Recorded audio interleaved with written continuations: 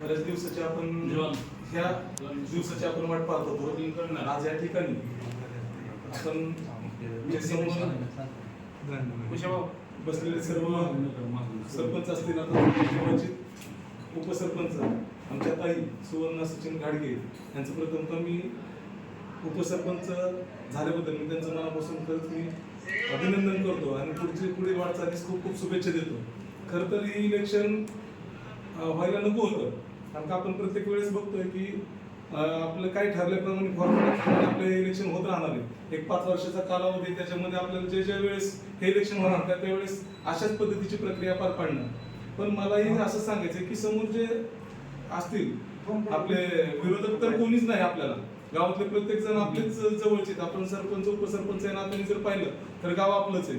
पण तरी पण आपल्या एक पॅनल 2 पॅनल मध्ये ज्या काही गोष्टी होतात की इकडून रात्रीचे बैठक, इकडे बैठक, हे इकडे घ्या ते तिकडे घ्या, अशा गोष्टी करू नका. कारण का ह्याच्यामध्ये काय होतंय, गावामध्ये विस्कळीतपणा येतोय. त्याच्यामुळे गावामध्ये सगळ्याच गोष्टींची वाट लागली गेली. आपण गावाचा विकास बाजूला राहिला आणि ह्या गोष्टीमध्येच वेळ चाललाय. तर काय अशी लोक आहेत की ते फक्त फोडाफोडीचं राजकारण करतात. काही जण असे 1-2 अशी ठराविक लोक आहेत, ते फक्त फोडाफोडीचंच राजकारण करतात. एखाद्याला शब्द द्यायचा आणि तो पाळायचा नाही. अशा काही गोष्टी व्हायला लागल्या तर अशा गोष्टी करू नका. आपण गावासाठी काहीतरी दिलंय, समाजासाठी काहीतरी दिलंय. आपली गावामध्ये गोरगरीब जनता, गोरगरीब लोक, असा बराच असा समाज तो बऱ्याच गोष्टींपासून वंचित आहे. ह्या गोष्टींकडे लक्ष वळवा. आपण वृक्षारोपण करा, लोकांच्या अडचणी सोडवा.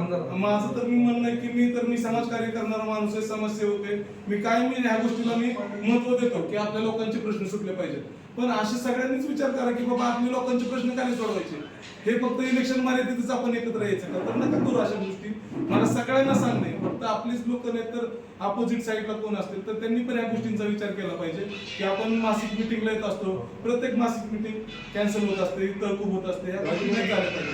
एकत्र येऊन विकासासाठी राजकारण करा, तर फोडाफोडीसाठी राजकारण करू नका. मला एवढंच म्हणायचं. आणि खरं तर प्रबळ दावेदार त्याच होत्या, सुवर्णताई, आणि त्यांना ते मिळणं हे त्यांच्या नशिबातल्या गोष्टी, त्यांना ते मिळालं आणि त्यांचा हक्क होता त्या गोष्टीला, म्हणून त्यांना मिळालं. ह्यात काही कुणी ओढाओढी केलेली नाही, कुणी कुणाला त्रास दिलेला नाही, कुणी कुणाला दमदाटी केलेली नाही की नाही तुम्ही आमच्याकडे या किंवा का असं.